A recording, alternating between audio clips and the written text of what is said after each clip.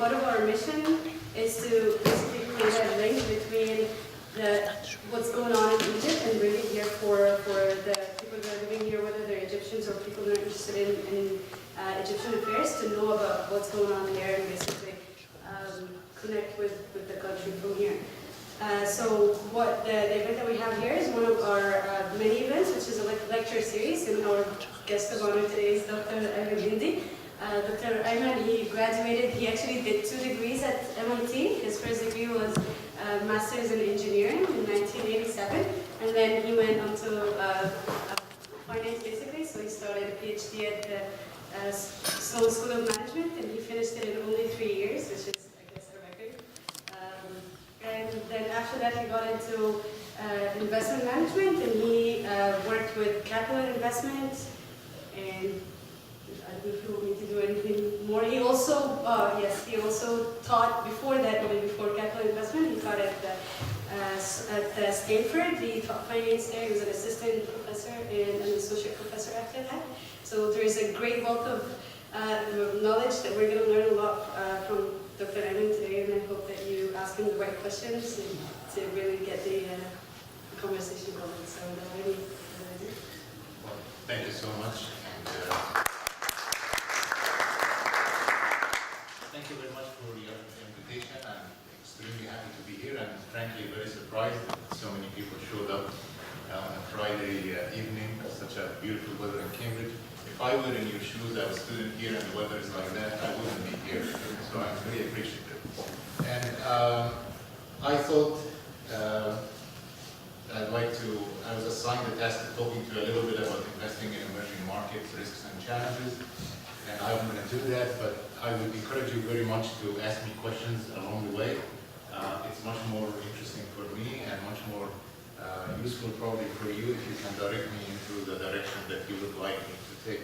I don't want to be a monologuist like Ismaili, a senior saying jokes without feedback. The more feedback I get, the better. So, I just had some thoughts about what to tell you. I'm going to tell you a little bit about a very simple framework in order to think about these issues. We all think, so we can all start from the same base. And then I thought it would be useful for you to think about different types of emerging markets and what models they use in order to grow.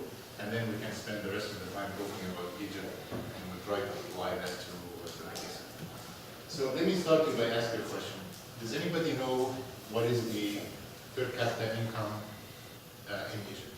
How much every Egyptian child, old man, productive person make per year? Any ideas? Yeah. 4,000? 4,000 per year? 4,000 what? Dollars per year? $4,000 a year. I was thinking 2,000. 2,000, 4,000, any other numbers?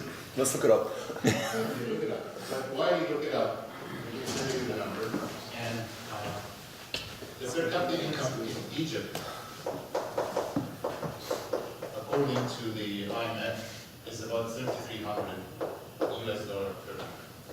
Now, what is the per capita income in the United States? You can look it up as well. In 93? 93 is that? In the United States. Oh, in the United States. Yeah. It's like an order of magnitude bigger. US.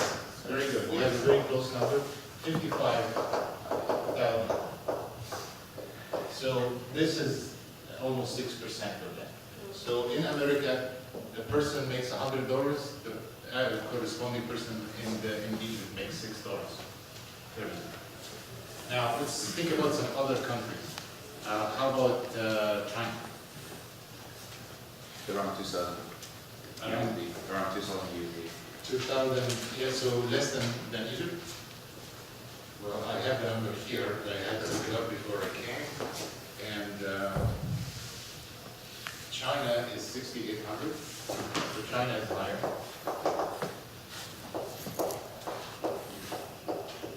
Brazil or Mexico? 10 to 15. 10 to 15. It's not a bad range. Brazil is 11,200. Mexico the next goes here. It's 10,300. Let's do something more interesting. France. 20,000. 20,000? No, it's double that. Here we go, huh? 50, 60. It's 41, 4200. So you have to find something lower than Egypt. How about India? Anybody knows? Yeah. India.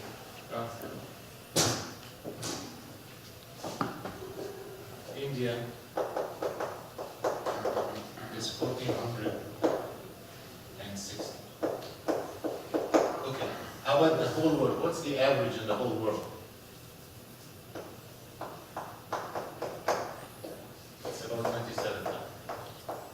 So, relative to the United States where you guys live, if this is 100, Egypt is 6. And then the question is why? Why is it that there is such a large variety between countries, and why is the US 100 and Egypt is 6? Well, the first thing that we need to know,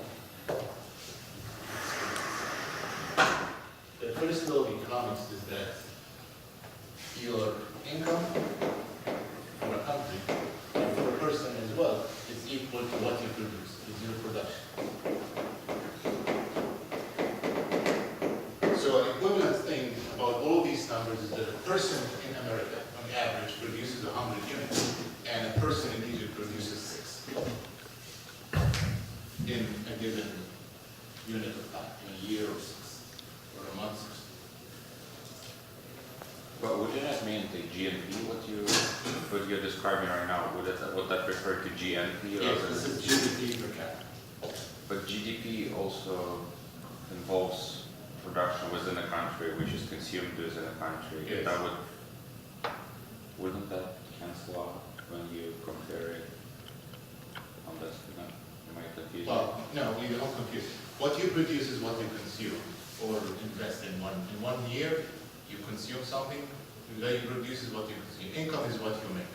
So the person here in the United States, another way, consumes 100 units, whereas the person in Egypt consumes 6. Okay. And the whole point of development, we want that 6 to be closer to the 100. We want that 6, if you listen to our politicians, to be 100. But if you are a realistic person, maybe we can get that to 12. Maybe we can get it to 18. And the question is why? So the first one is just your income is low because your production is low. And so why is your production is low? I mean, what determines production? Production is low because production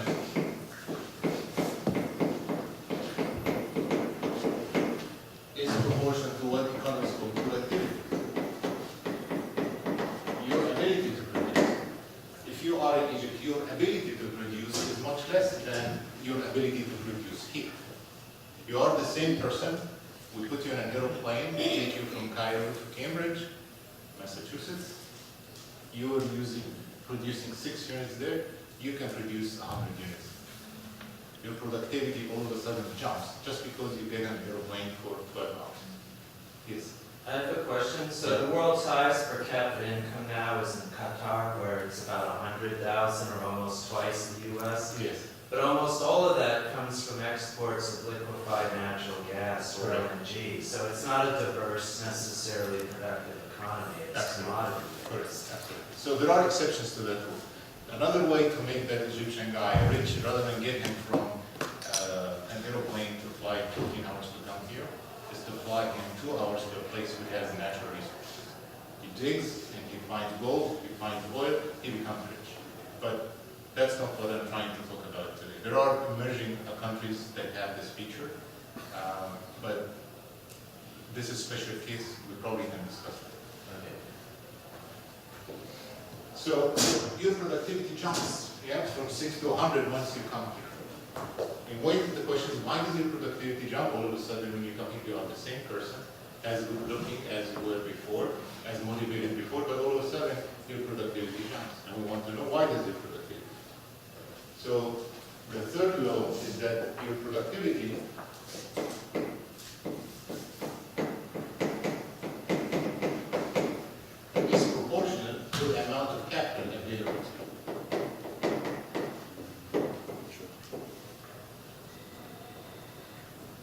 And let's dig a little bit into what that means, what capital is. So capital really has three forms.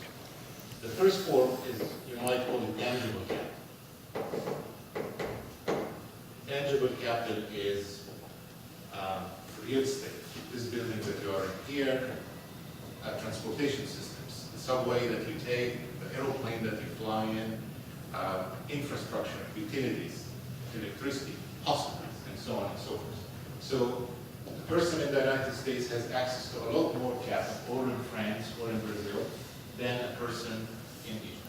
Therefore, his productivity is higher, he has access to more capital. So that's number one, tangible capital. Number two, human capital.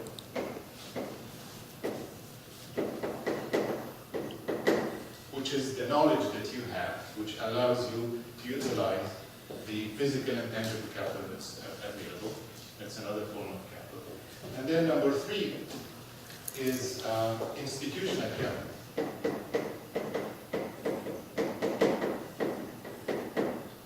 Institutional capital, which is the software of society that allows this physical capital to be utilized.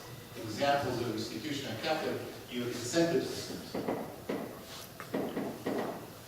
What incentives do you have in order to wake up in the morning and try to do what you are doing? How is the society providing you this incentive such that you can utilize the capital?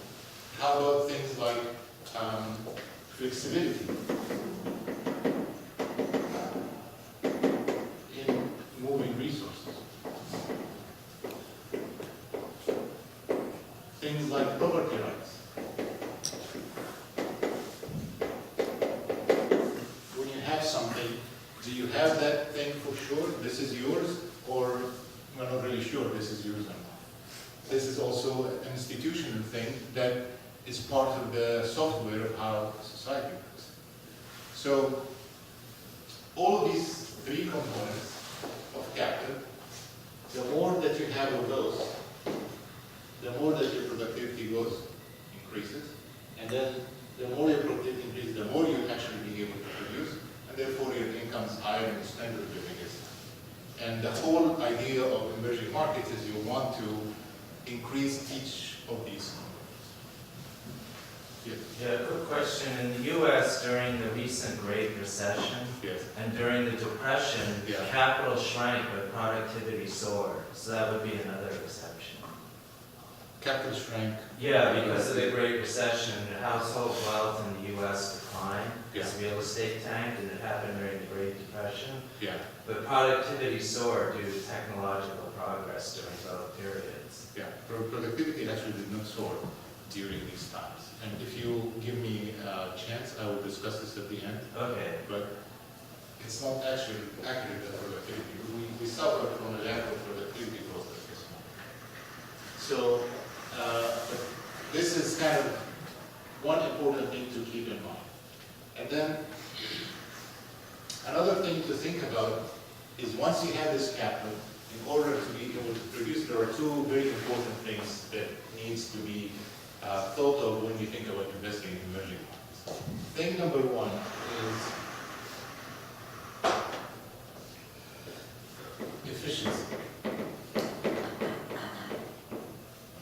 So efficiency is the question is, you already have an existing capital. Are you getting the best outcome out of it? There are many emerging markets where they have a stock of existing capital, but it's very inefficient. It's used in a very bad way. So you don't have to get new capital in order to improve your position. You want to increase the efficiency of the capital that you already use. And there are massive opportunities for people who can do it. The other thing that we need to think about is stability. And for stability, I want you to think about a society. Let's break it down a little bit and think of it these following four components. We have a private sector, households, you and me when we are at home, sitting and consuming and watching TV. You have a corporate sector, which is you and I when we are in our businesses trying to produce and then you have the government, and then you have the external sector, which is how you deal with the outside world in terms of exporting and importing.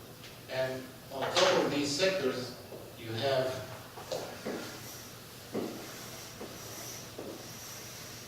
a financial sector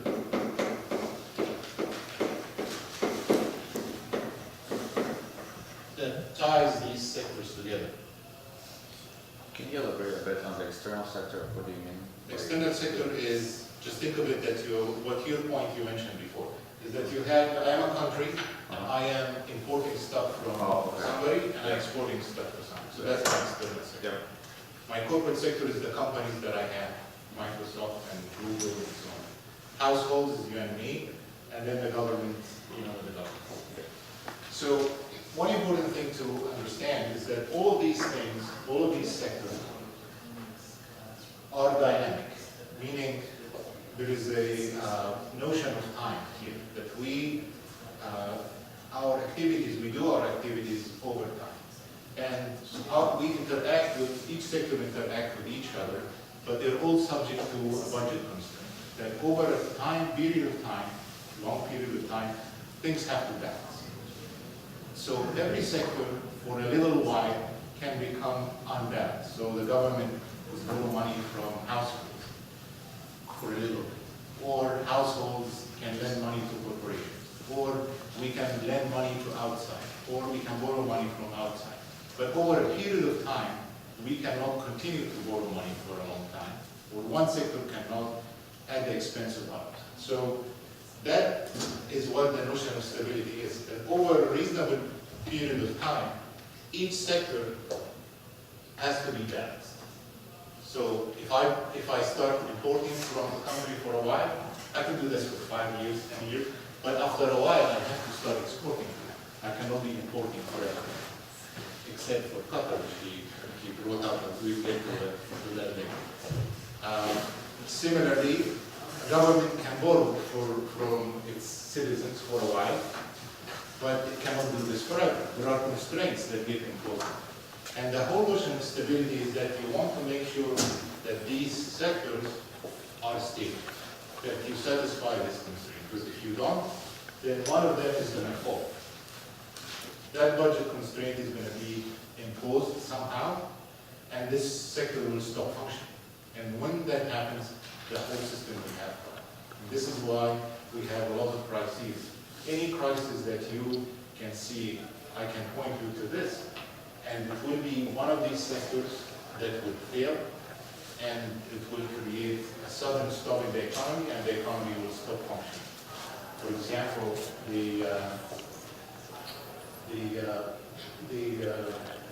Brazil and Mexican crises in the late 1993, 92, 93 was the external sector. It was completely unbalanced and all of a sudden shut down because it couldn't continue to be unbalanced, shut the whole system down. Similarly,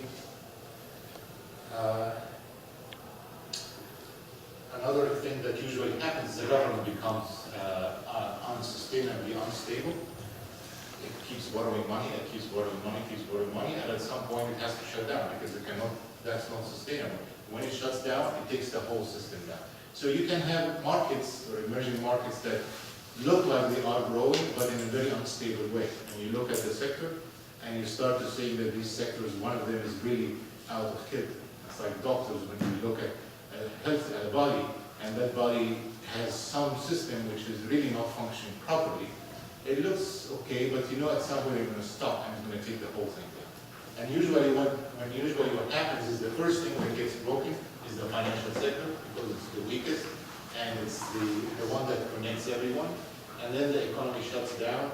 Then we have to run the ambulances and try to save the economy. It's usually very, very painful and very difficult. And it's also usually very, very difficult to fix ex ante because any sector that is kind of unbalanced, usually people like it a lot. There are people who are benefiting from the government, which is unstable and spending money and so on. and they don't want to fix it. And you can see the train wreck coming, and you know what's going to happen, but difficult, very, very difficult to fix already. That's what usually happens in emerging markets. So basically, to summarize, what I told you is that Egypt is 6% in terms of its ability to consume, and the reason is because it only produced 6%. And the reason is Egypt, or emerging markets for that, they have much less capital, stock of capital existing relative to the developed markets. And that capital is physical capital, human capital, and institutional capital to a large degree. And in order to improve, you have to improve the efficiency of the capital that you have at the moment. You have to increase your stock of capital, and we're going to talk about that in the next minute. And you have to do it in a stable way, because if you do it in an unbalanced way, it's going to break at some point, and it's really very difficult to fix. Any questions or comments or political statements? Yeah. Actually, we need to plan to power everything. Which part is actually failing, like all the parts or? Yeah, that's very interesting. But let's get to that when we talk specifically about it. But let me just describe to you different models of how emerging markets develop, and then we come specifically. So you see, the problem is we want to get from the 6 in that direction. Right? That's where we want to go in general. And I hope I convinced you that in order to do that, we need to increase our capital. Any emerging market who wants to graduate to a middle tier economy and then from that to advanced economy, that's what you want to do. You want to increase the amount of capital. And the thing that you notice when you visit a developing country is, oh, the roads are better.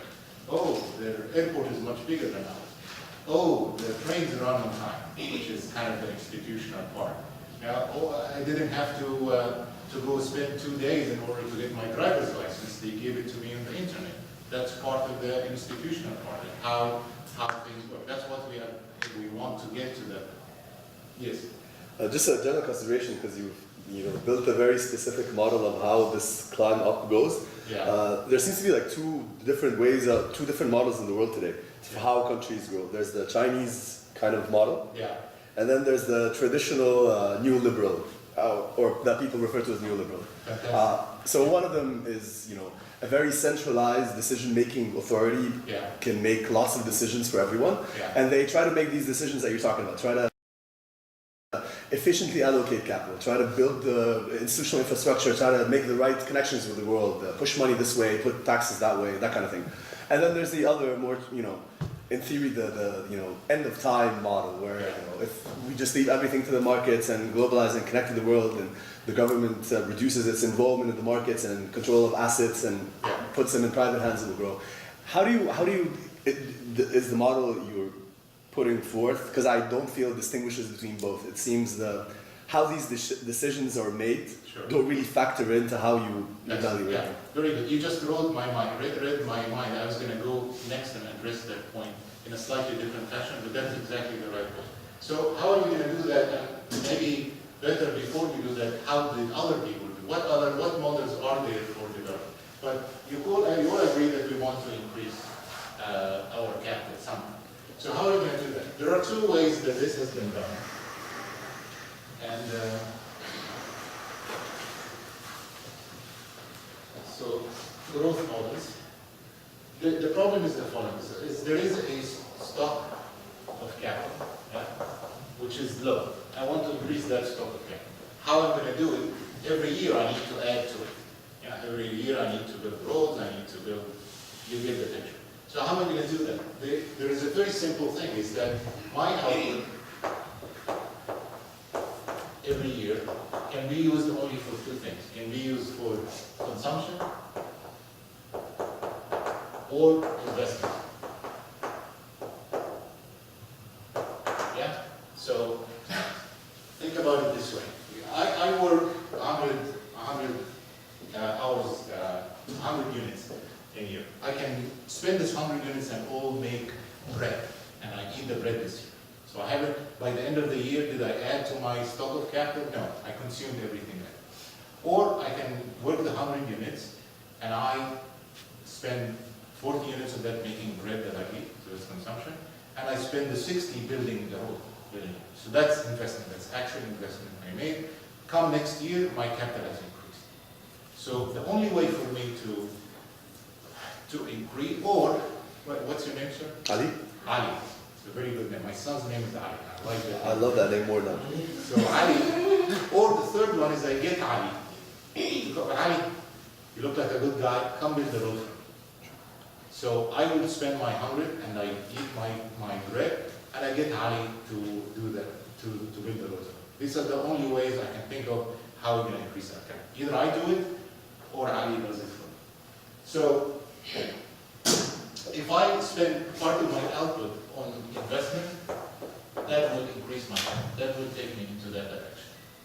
So there are two choices. I will either, and by the way, another way for calling that is savings. So that I will call this savings because that's how economists like to think of it. I didn't consume it. I saved that. That 60 hours that I did, I used it for building a bridge. That's called savings in the national bank. By the way, can I just add something? Because it's relevant to Egypt right now. Or the third way is to borrow, right? Yeah, that's the borrow. Because when I ask you to come in here, I'm borrowing from you. When I ask you to come do it, I'm importing your capital. So that's the borrow. It's only two ways. I do it from my own savings, or I get savings from outside. Okay. So that's it. So that's it. So let's just think about that for a minute. If I want to do it by myself, I'm not going to get Ali involved. So all the increase of my capital stock is going to come from my own investment. What does this imply for my consumption? Should keep it low. It's going to be low. Perfect. So if I do that, so model number one, all internal, by definition, it's going to be the case that my consumption is low. Why? Because I am only working 100 hours, I have to build a bridge, it's going to take me 60 hours, I can only consume 40 hours. My consumption by definition has to be low, my investment has to be high. I don't need Ali, thank you very much. I'm not going to eat the 100 breads, I'm going to only eat the 40. And I'm going to do the rest of it. It's all internally done by me. The other one, and how am I going to do that? In a society, how am I going to do that? Any ideas? I appoint you to run a society and says we want to do it all by ourselves. We don't want anybody. Ali, thank you very much. We don't want Ali to come. Is Ali the outside world in this case, or do you? Yeah, I don't want to rely on Ali. I will do it by myself. So first of all, I want to get my consumption down because I cannot spend my output, whatever productive thing I have, for consumption. So the first thing that implies is that wages are going to be low. I will not give people money in their household sector in that picture. I will have to keep the wages low. Because I give people wages, they're going to spend. So the first implication of the policy is keep wages low.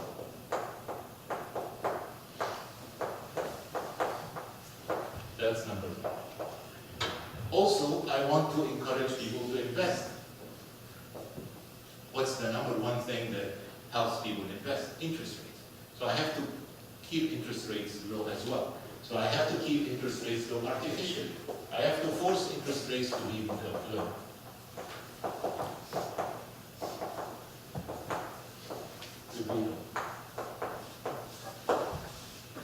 Now the third thing, which is also very interesting, is now I'm going to produce these things, right? I'm going to produce, but I don't know who's going to buy whatever I produce, because I don't give people the household money they can spend. So somebody else has to spend, right? Whatever that 40 loaves of bread I made, I didn't pay her money to come and spend it. Somebody else has to spend. So who's going to buy my stuff? External. External. Remember the math. So I have to force the external sector to spend. Or in other way, to say, sell my stuff to others. Sell to others. And how do I do that? Force my FX to be low. Force my currency to be low. artificially keep my currency down. So if you follow that policy, you're going to repress the people who work, make their wages low, favor the people who invest, keep interest rates low, and then get your currency down so you can sell it. And by doing that, you will start accumulating savings, because you are saving a lot. You invest that inside, and then whatever you produce, to a large degree, you sell it outside. And you bootstrap yourself. Every year you look, you have saved, you have saved, you have saved. Who follows that practice? China. Well, before that, Japan followed that, Korea followed that, China followed that. So that's the Southeastern Asia model, which is self-reliance, very high savings rate, cheap currency, and financial repression. I have a question. Yes. How sustainable is this? Because especially when you peg a currency. Yes, very good question. We'll get to that. Let's focus on the models, but we'll get to it. So that's what's also called as the mercantilist model, because you build yourself by selling to other people and saving a lot of money into it. It's a model that has proven to work very well, and it's also a model that allows you to develop your internal capabilities very quick, because you develop your companies. After a couple of years, you look. What is the biggest company that came out today? Alibaba. You should know that. It's Alibaba. So it's a Chinese company, right? So because they developed internally and they basically saved and created their own company. So it has a very good advantages, and they have accumulated a lot of savings that they are investing outside. The other model, which is, let's call it Latin American model or Egyptian model, whatever, is you come here and you say, look, I don't like that at all. You're telling me I'm going to keep my consumption low. This is not acceptable. I have to consume, and I cannot save. I'm sorry. Oh, by the way, what is the national saving rates in China? Anybody know? 6%. Is it around 6, 7, 8%? No. 6, 7%? No.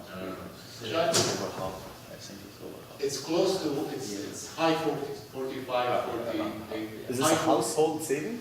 This is the national savings. Okay. So how much think of it, of all the work they do, 100 units, how much of that goes into consumption, how much goes into investment? Building factories, building roads, building infrastructure. It's high 40s. Yeah? So high 40s savings rate.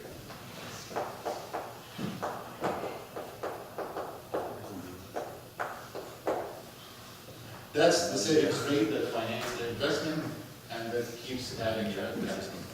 Now, the other model is, I really don't know, and also that model from here, it also has surpluses. On the external sectors, these people are all running services.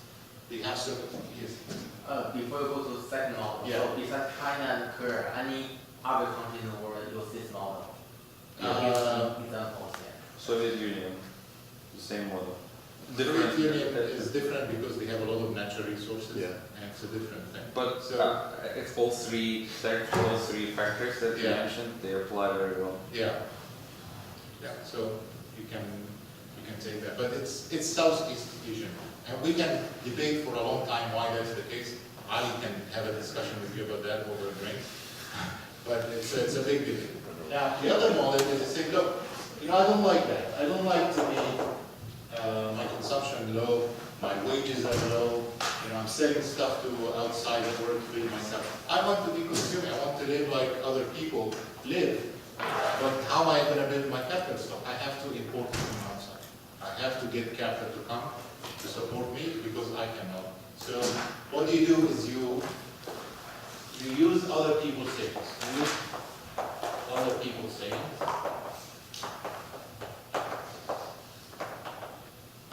So you want to build a company, you just get the company from where? You give your factory, you build it for you, and that factory, that immediately adds to your capital stock. You start producing and you start consuming. And the disadvantage of, and the telltale signs of that is, number one, your savings rate, national savings rate is low. What is the national savings rate in Egypt? It's low. Yeah, the savings rate. Yeah, the national savings rate, which is, again, from all the work that we do, 100 units the whole year, how much of that is something that we don't consider? We spend 120 units. No. 10%. It's around 16, 17. If you look at the World Central Bank, it's 16%. So it's 30 points below what's in China. Very low. Yeah, so national savings rate is low. And the other one is that your current account is negative, which means that you are getting savings from outside. That's a model. Yeah. So what's the national savings rate in the U.S.? The national savings rate in the U.S. is somewhere in the middle to high teens. But that's very different because the U.S. is an advanced economy. It already has all the capital stock that it needs. We don't have the capital stock that we need. So the emerging markets, these guys already have the capital that they need, and they don't need that much more. But you are starting from a very low base, and you need to build that base pretty fast. So that's the model that we have. Now, back to Ali's question, why does this model work in some countries, it doesn't work in other countries? We can spend days debating that. And I don't want to get into that discussion because there's a lot of society, cultural and social and political reasons why that's the case. But it is what it is. That's the implications of that model, however, that it's very difficult for you to develop your own indigenous capital capabilities. How many international Argentinian companies that came and floated stocks on the New York Stock Exchange like Alibaba? How many Brazilians that you know? Which are? Petrobras and the one which makes the airplanes, I forgot. Yeah, so Petrobras is another something that you shouldn't think about because this is the resource. Yeah. Something that you open, you find it down, you invest money to get it. So away from natural resources, how many companies that you know from that second model that developed and Like there are tons of Turkish companies that are doing really well, on the other side of the world. There are, there are tons of, let's say, I think South African companies as well doing pretty well. Yeah. Tunisia, I mean, there aren't many famous companies. Morocco, for example, has a bunch of companies. Maybe OCP is an exception too because it's natural resources. Yeah. But no, the second model also generates like big companies that have efficiencies in certain sectors and can compete globally. Yeah, so I ask you to give me one name. To give you a name. Yeah. I guess OCP is a great example. Which is Morocco. natural resource. Yeah, that's true. So, But there are Turkish defense companies. They sell Turkish defense companies. They sell, I can't really think of a name, but there are a few that are there. And I think Turkey followed the second model rather than the first, in a way. yeah, Turkey is the second one. Yeah, but there are some defense companies and they are like in a sector famous. I mean, at least in the region, in the regional level. And they're hard to pronounce. There will be, Egypt has international companies as well, the Sawiris who are here, they have global businesses, but that's not an outcome of this model. It's an outcome of different circumstances. Okay. So let's just think about what this model applied consistently would lead to versus the other model. And the point I'm just trying to make is, aside from all of these exceptions, this model is going to lead you to have a negative. It's going to lead you, after many years when that accumulates, is that the capital stock that you have in your country is not owned by you. It's either owned by somebody who brought it to you, or you owe him a lot of money. Yeah. So it just got me thinking, like Europe after the Second World War, it also followed the second model in a way, did you know?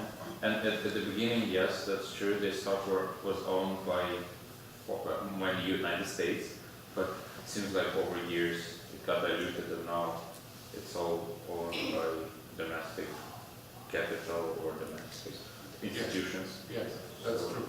Yeah. So that's why I'm saying the balanced growth has to be the case. You cannot do it forever. You cannot. You can borrow money for 10 years, but you have to be paying that and And that is going to lead us to each model has its own problems because each one is going to create imbalances of the type. She asked that question, I promised her to answer it later, but I will answer you as well. They have problems, each model. And each model has pluses and minuses, and you have to choose the one that you like, depending on your circumstances and your policy. So, question. Yeah. Just the act, what happened today with Alibaba, and the New York Stock Exchange. Do you think that's breaking away from the model of China? Because now going public, do you think that's sort of breaking away from the Chinese model? So, as we said, these things are not cast in stone. I'm just trying to give you two extremes visions, so you can see there are a lot of exceptions to everything. And we can discuss it specifically in each case, and we'll be very happy to do that over dinner. But let me just go to finish what I want to finish, and then we can discuss specific case. Otherwise, we'll just get sidetracked. So, which model is Egypt? So here is the thing. If this now apply to Egypt's case. Currently. So, savings rates in Egypt is 16%. Yeah? Now, what is the GDP of Egypt? $200 billion. 3,300, yeah? That's per capita. How many people in Egypt? Is it $200 billion? Like a trillion? 90 million people. Multiply 9 by 3. Okay, when I was your age, that used to be 27. So it's something like $270 billion. Yeah? 270 billion roughly. I'm not really sure if that's the exact number or not, but let's just say that this is. I think it's a little bit less than 16%. I think it's a little bit less than 16%. That's from the central bank, so. So that's the official number. Yeah. Okay. What's the World Bank number? I don't know. Maybe it's 13%. But let's just go with 16%. Now, 270 billion. In order for Egypt to be able to grow at the rate that's supposed to grow at, so just to employ the people there, you need to get that savings rate, the investment rate. Saving rate is investment rate. Let's say we're not going to be like China, 40s. Let's just say we get to 26. Yeah.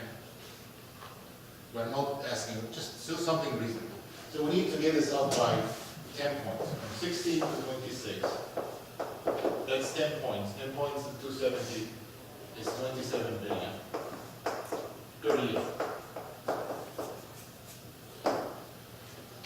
So, $27 billion per year is what the country needs in order to get to a reasonable level of capital investment. And we haven't factored in that every year we have 2.5 million people that get born. We haven't factored in that the existing capital stock is deteriorating as we speak. The roads are getting worse, so on and so forth. So your challenge, guys here at Alumni, is to find a way to get into the country $27 billion of additional investment. We can either do it ourselves, we stop consuming, and we just all of our effort, we put it in building roads and fixing stuff. We can use Ali's model and we get 27 billion from somebody else. We either borrow it, or we get direct equity investment, or a combination of the two. And that's the challenge that's facing Egypt today. Yeah. So there's something that's kind of confusing me. So I read a report once basically saying like that the middle class is usually the class that when they get like an extra income, they start investing, while the lower class basically consumes more. But basically what this means is that the increase might come mostly from the middle class. So the increase in the saving rate, basically we want to get it from the middle class, which means that we need to push people up from the lower class to the upper one. But again, it means that if I raise wages or if I give the lower class more income, they might just consume instead of think of it, or basically start saving and move up the ladder kind of thing. So I'm kind of like, I feel like there's a bit of, I'm confused, like basically, can we actually get people to save more if they get like more income, or are they just going to keep consuming more? Especially because we have a shrinking middle class. I think it's going to be very difficult to get people. People are under a lot of pressure, and the problem in Egypt, just to put it bluntly, is that in Egypt we live at a standard of living which is not equivalent to the income we make. We live way above our means as a society. And you would say, you're crazy, how is that possible? When I go to Egypt, I see a lot of people suffering and so on. That's true, because the distribution of income is very strange. But as a country, if you look at what we do in this country, given what we are able, what we can, what we do produce, we are living way above our means. And there is a lot of reasons why that's the case. Resources are misallocated in a very bad way. The value of things are not properly calculated. And if you want to get kind of more into that, this is not the only, this is one issue. Right? You want the 27 billion plus the increase and so on. But if you look at Egypt as an outside person looking at it and thinking about it, you will discover the following. That thing number one is that Egypt has a deficit in food. We don't produce enough so we can eat. We have deficit in water.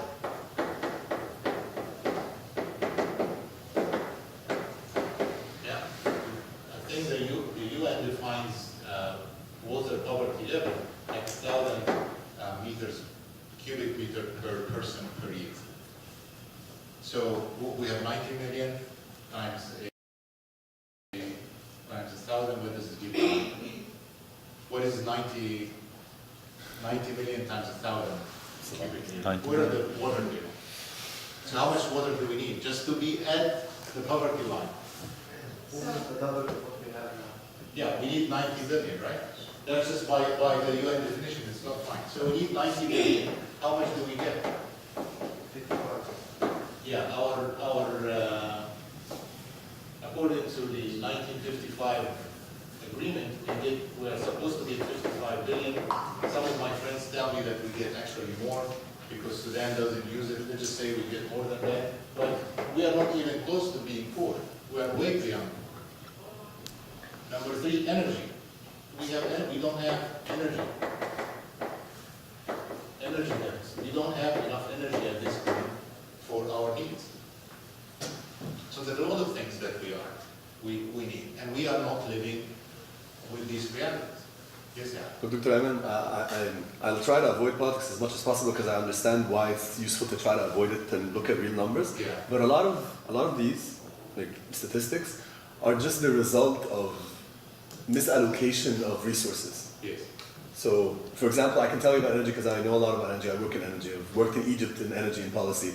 I can tell you that the energy deficit in Egypt is a completely artifact of mispolicies. And it's easily changed. And we can become an energy exporting country in a very short period of time.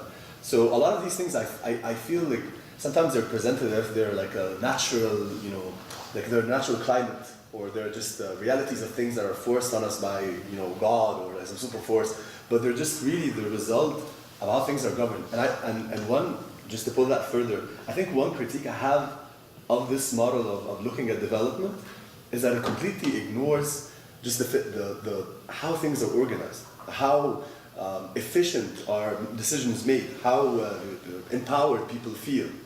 And I think ignoring that part, although it's political, and I know we don't all want to talk about politics and politics are bad and everything, but I think ignoring that part just makes decisions seem like they're equivalent, but they're not. So for example, no, we can keep wages without keeping wages high if we have competitive advantages in certain sectors, which we historically did.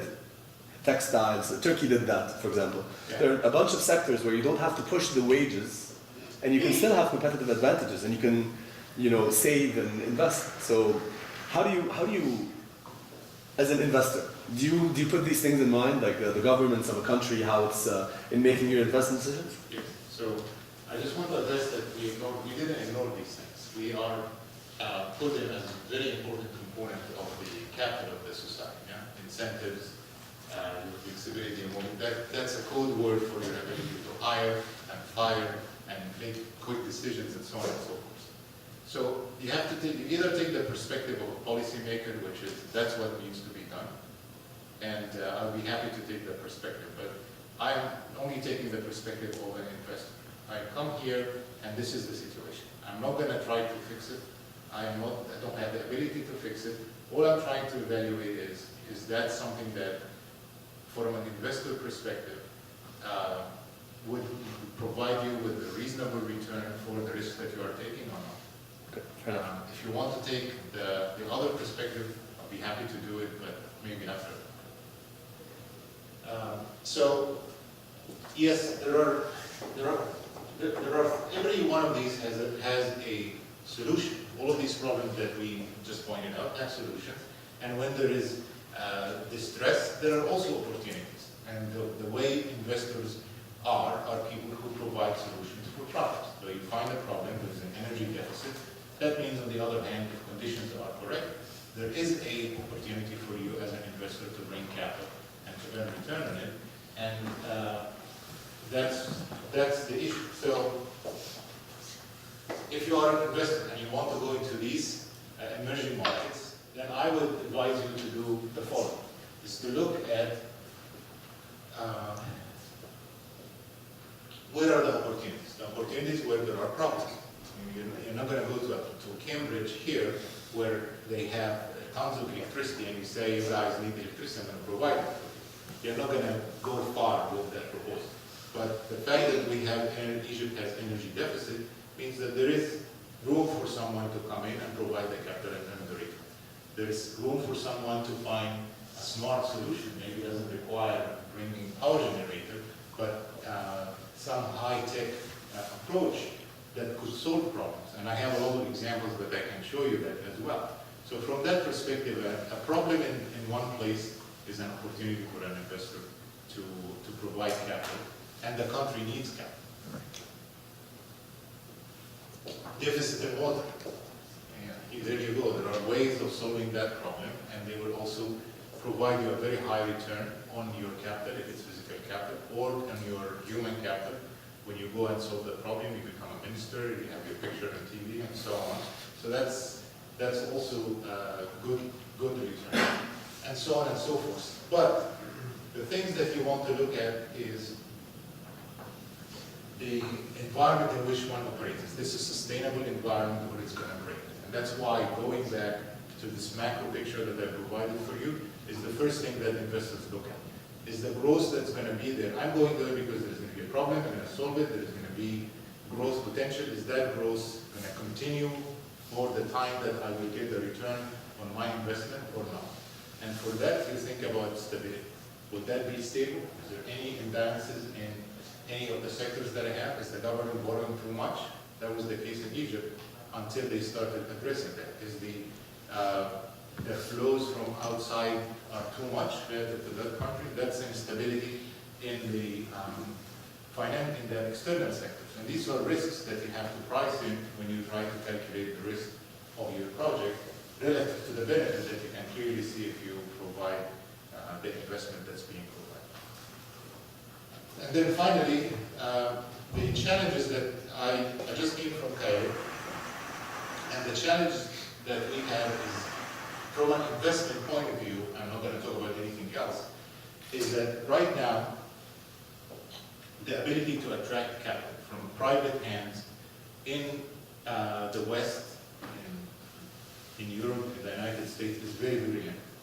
And the reason is the credibility of the Egyptian government is very low. I had many conversations with investors, and they say, well, the Egyptian government had a contract with the oil producers, the partners in the oil drilling thing, and it didn't pay. So we cannot go in a situation like this.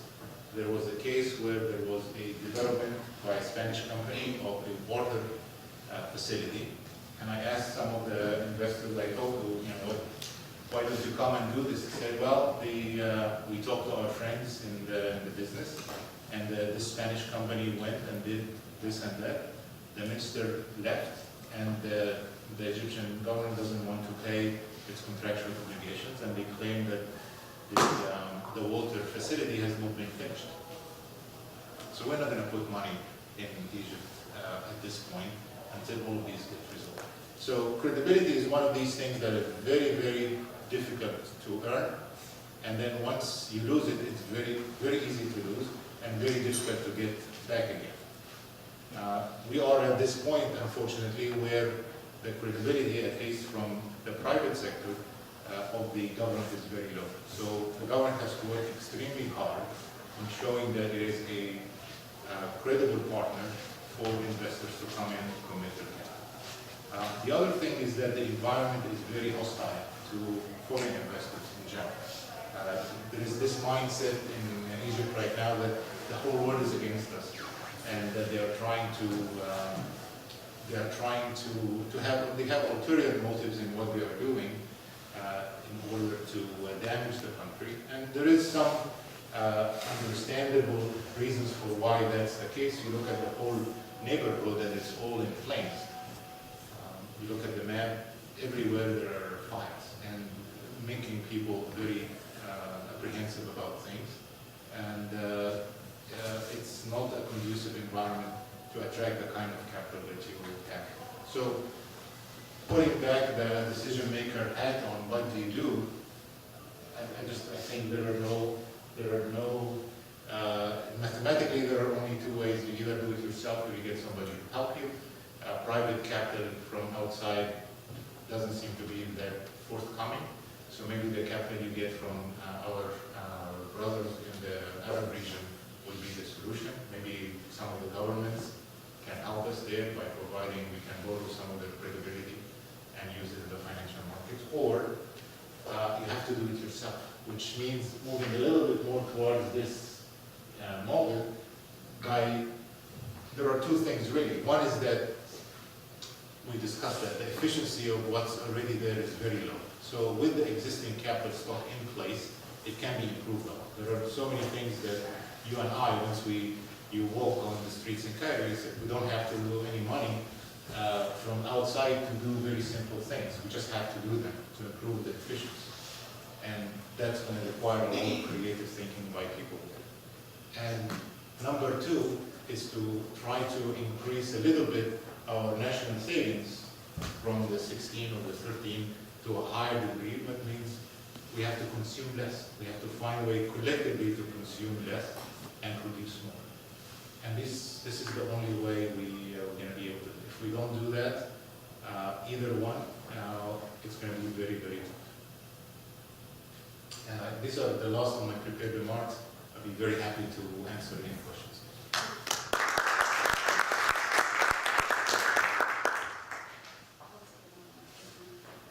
We have two microphones here. Too much capital. So if I may, you mentioned about savings rate. Yeah. And then, so when you tell the audience like this that it's necessary, I mean, we can believe and probably feel for that. But when you tell it to a mass of people that you should consume less, it usually doesn't work. So, your personal opinion, what kind of policies can really aid into that? Because improving it by 10% is a challenge. Yeah. So what kind of policy can there be to foster that kind of jump? Okay, so that's a very good question. We have to change the topic to policymakers in financial markets or investors in financial markets. But I don't really know what to tell you, but I can just tell you what other people did. And it's very difficult. Just think about the history. Where are you from? Ukraine. Ukraine. Okay. So you might not know the history of Egypt very well, but if you look at the history of Egypt, you know, the person who built Egypt to a large degree at the beginning was Muhammad Ali. He was a great leader. He did a lot in Egypt. But if you read what he did, it was extremely brutal. He basically utilized people and not paying them anything. He took a lot of farmers and let them produce and create infrastructure without paying them. That was that's how he implemented this. He implemented that model by keeping wages low, by sending stuff to overseas and not borrowing. So he introduced cotton, he introduced tobacco, in Egypt, but he didn't pay people anything. He owned the whole land, and he had a coterie of his supporters, his people, and every other Egyptian other than that was paid nothing. And he managed to develop an infrastructure that we are living to a large, some degree off of until now, some of it still utilized. So that's one solution.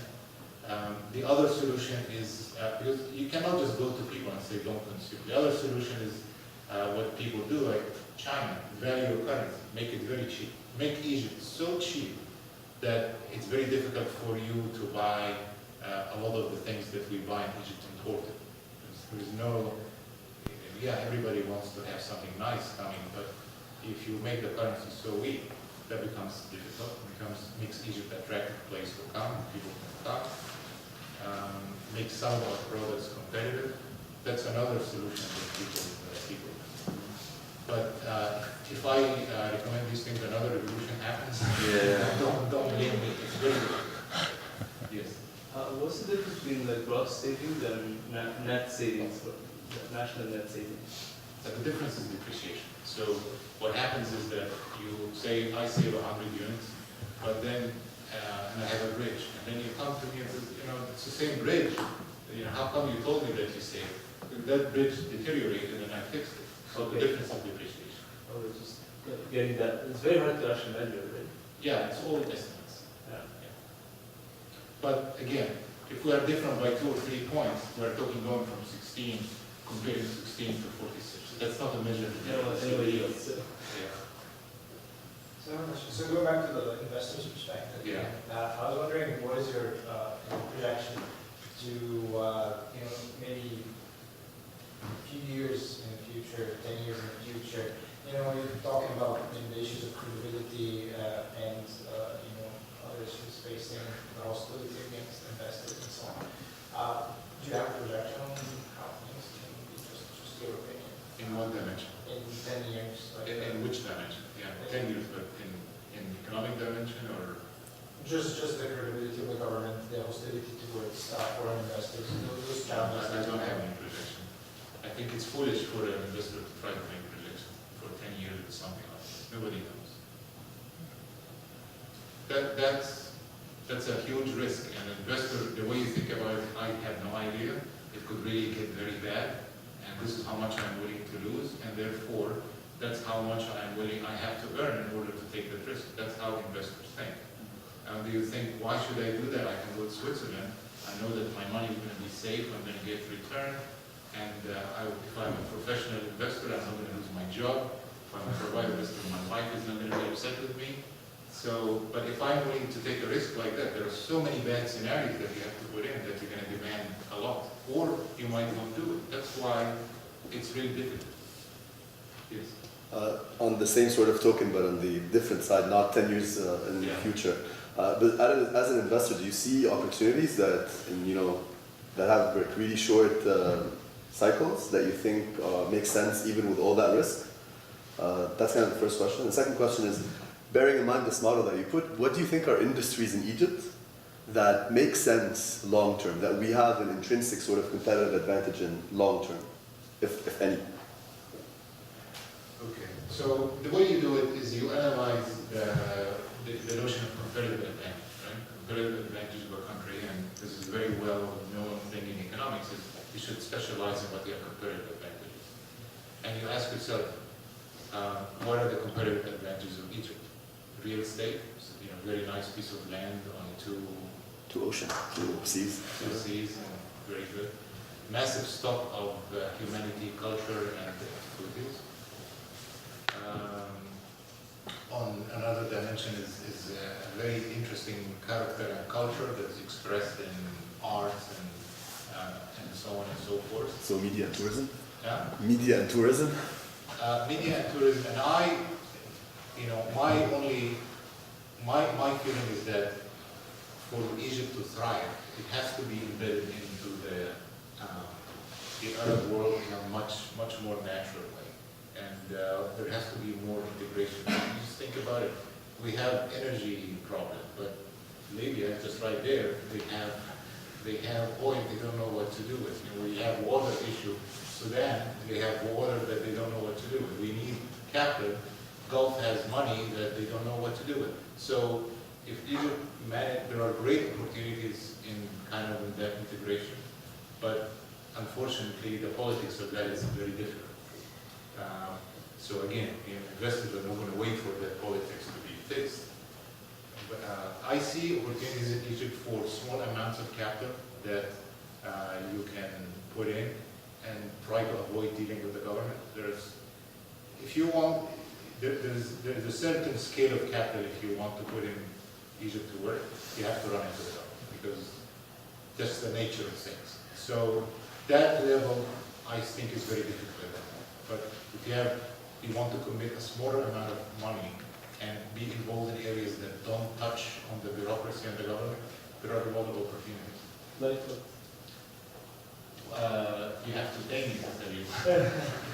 we can discuss this later. But there are lots of opportunities.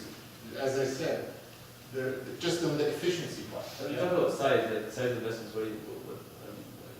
So, things lower than $50 million.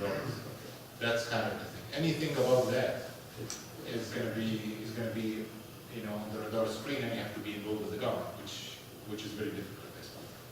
Yeah. Yeah, amongst North African countries, Egypt was the first to do clean energy with solar, but based on some ideas they had, the Algerian government committed $100 billion to solar and wind, and they plan to export some of it. And Morocco doesn't want to be left behind, so they're building the largest solar plant in Ouarzazate. And when foreign investors look, like the Chinese and Japanese are thinking of doing $10 billion in solar investments in the disputed Western Sahara, yet they may not look at Egypt, because if you want to invest in energy in the region, why not go with Algeria and Morocco instead of Egypt? So do you think Egypt will lose out in terms of attracting foreign capital for older clean energy? Will lose out to competition, because the capital could go to Algeria or Morocco, say, instead of Egypt. I don't know. I'm not an expert in kind of the regional issues of that. There is no, I think the comment I would make right now is the world is awash in capital. There's more money than opportunities for investment in the world in general. And if there are things that make sense to invest in, that give investors the right risk reward, they would do it in Algeria and they would do it in Egypt as well. So there is no competition in that sense. So we just have to get Egypt to the right place, such that it's attractive to capital. We are not competing for capital right now. It's not like capital is done. We are just competing for the appropriate risk-reward combination that makes people interested.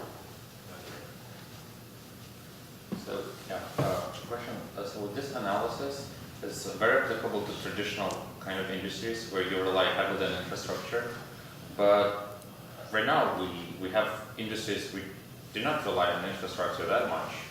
And like several countries manage to push forward using that specific like IT or that fabulous, where you just have knowledge and people, and without much infrastructure you can still create a lot of wealth and then later invest in infrastructure and develop from that.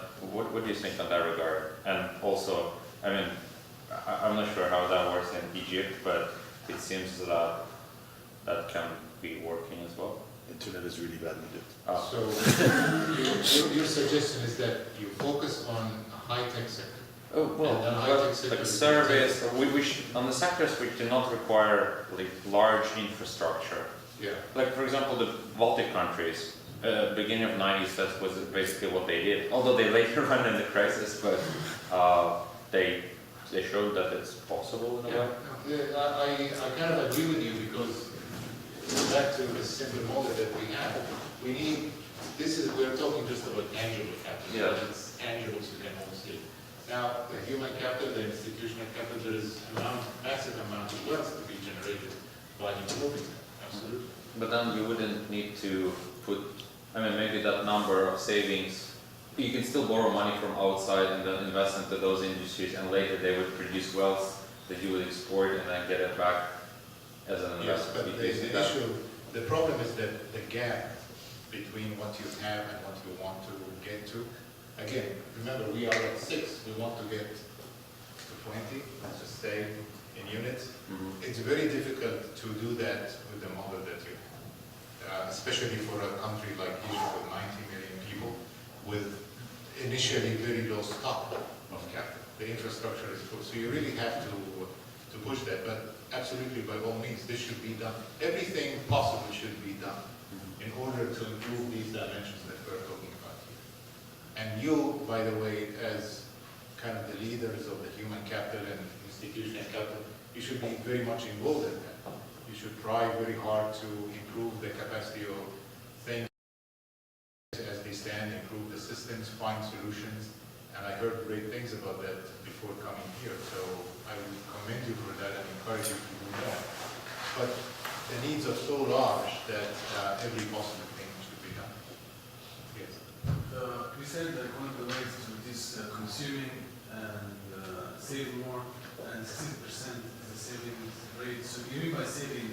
So does that money be saved or just saving the money? Well, by definition, in national accounting, saving will be invested. So what about the people that have the savings and not investing with? So some people don't have savings, but yeah, but these savings that people have get circulated into the financial sector and end up invested somewhere. So, for example, you have money in the bank. That bank is going to invest it, lend it to a company or lend it to the government. And if you net everything out, at the end of the day, if we work 100 hours, we're going to consume some, and the rest is going to be invested. This is the mathematical identity. So don't try to spin your head of who's saving what and so on. We just, at the end of the day, as a country, how many hours we work, how much of that we consume, and the rest is what we save. So concerning that credibility for investors to come invest, Yeah. I know like almost many countries want to come invest, even like from Gulf countries, sort of because the safety issues, they don't want to come. So Yeah. credibility is, we already have so much money to pay. But what other steps can we do to fix this credibility problem in Egypt? The credibility? Yeah, to attract foreign investors. So if you're an investor and you see, what kind of change do you want to see in order for you to regain credibility back? For example. Well, for once, property rights, respect of property rights, that's very important that people, you and I shake our hands on a deal, this is mine, this is yours, that cannot be changed, correct? This is very important. And number two is, when you deal with a government is like a person. Yeah? If I lend you money and you say, I'm going to pay you next week, and then you disappear, and you don't pay me, or you said, no, I'm not going to pay you what I told you, I'm going to pay you half of it. I'm not going to lend you the next time around. So I have to see you, deal with Ali, what's your name? Deal with Tariq, and I see that you actually pay on time and you have been rehabilitated before I trust you again. So it's a matter of observing you for a while and see how you behave before people do. The Spanish company you mentioned, were you talking about William Pelusa or which I company? don't know the names. No, that's not Union Share Filosa. names. Union Filosa is the one with the LNG, not the, No. Let's just not specific names. We just talk about exactly just the generic problem. Yes. two investor questions. What are your thoughts on the mega projects that are trying to, get money on the open markets? So if you're managing money, would you, invest in these bonds for the Suez Canal? And there are ideas being thrown out there that this will be repeated for other big projects as well. So there are a number of really huge mega projects where the government will try to get money from the open markets inside and outside. As an investor, do you think, 12% per year, so it's not so bad. So that's the first question. And the second question is, if you were an investor in Egypt now, do you think there's room for new forms of deployment of capital? So we have a very small venture capital industry that tries to fund the below $50 million, the SMEs kind of thing, have a very small private equity industry. And then we have the banks that just loan for incredible amounts. Do you think there's a gap in financing Egypt, and do you think there's room to make money there? Okay, so the first question is a political question, and you No. but just from that. No, really, it's not. I really want to know the answer. Yeah, this year was like $60 billion. Is it economically viable? Is it an attractive? I mean, this is aside from the politics. Okay, just let's think about from the what the instrument you're buying, right? You are getting the government credit because ultimately the government can pay because the Suez Canal is part of the government. You are getting 15% on an illiquid investment. It's a 5-year commitment. You put it 5 years. You cannot sell it before the 5 years, and you cannot get your money back. So it's an illiquid investment that's going to pay you 12%, 15, 12. Then you have to ask yourself, what else is available so I can compare? Yeah? If you buy a government bonds, which is for 1 year, it's around I think 11%. No, the government 3-year bond is 10%. It's 10%. Yeah, the 3-year bond. 3 years. So it's very liquid. You can sell it the next day, the government bond. It's 3 years then, so there's a term structure there. The longer you lock your money in, the more it is. So from an investment, it's just not clear to me that it beats government bonds. I think government bonds probably have a tax issue, so we're going to give the tax out. So you're giving up liquidity and you're committing your money for 5 years. So that's possibly something. And in theory, the collateral for the bonds for the Suez Canal have they would be AAA because the collateral is the canal itself, which hopefully isn't going to go anywhere. It's not collateralized. It's just the government credit. You cannot go and take the canal. If you don't pay, you're not going to go take the canal. So it's not issued by a separate entity, still issued by the ultimately bank? the government credit. Okay. So you guys know the canal is very sensitive because when we didn't pay, they came and occupied us, the Brits, because we had a big party. And you're not going to go take the canal or sand from the canal or just anything like that. It's a government credit, so you have to compare it to government credit. Then, so it's not such a great deal. It's an okay deal. And from the perspective of just the whole system, then you have to ask yourself, where did this money come from? That if it came from the banks, then it's really just a change of investment from Russia. That's smart to what was the bank deposit. It's going to go back the money to the bank, so it's just a change in the name. If it came from the money that was sitting in a mattress, which is outside the financial system. But one thing you all know that we have a huge informal. We have informal economy, right? So all of these numbers we mentioned, GDP and so on, this is what is recorded by the government. There's a lot of things that are not recorded by the government. To the extent it is collecting deposits outside the official economy, I think that's good. It just allows people to participate. So all in all, I think it's a decent thing for the system. Plus, the economics has a very important thing, which is confidence, animal spirits. You can have all these things, and if you don't have that spark that let people feel confident and feel hopeful, you're not going to get things done. So the amount of that spark that's being lit in Egypt right now is pretty good, and I think that's an added benefit. So all in all, I think it was a good for the country. Yes. When he was saying that Egypt could be an exporter of energy, they already are, aren't they? I mean, they export to Israel, don't they? Not anymore. Yeah. I think that stopped for a while, and I'm not really up to date on where it is right now. We're actually importing. Yeah, I started importing the same pipe. We're importing. I think they reversed that gas line. That gas line. It's reversed now. No, it's reversed. Like we buy the gas from Israel now. Oh, really? Seriously. Yeah, that ended. That was last year. You came late. That was last year. I think what happened is that, and I'm not an expert in that, what we didn't pay our partners, our infrastructure development partners, and they stopped producing, so we don't have enough gas. So you're not producing it from the Sinai to export anymore, so it's not there? My understanding is that pipeline is very good, but I don't know. Well, now my question is like, is there any talk of renegotiating that deal with Israel, like cutting off and using that gas Yeah, I'm afraid I'm not very well informed on this topic. I could do some research and get back to you, but I'm not well informed.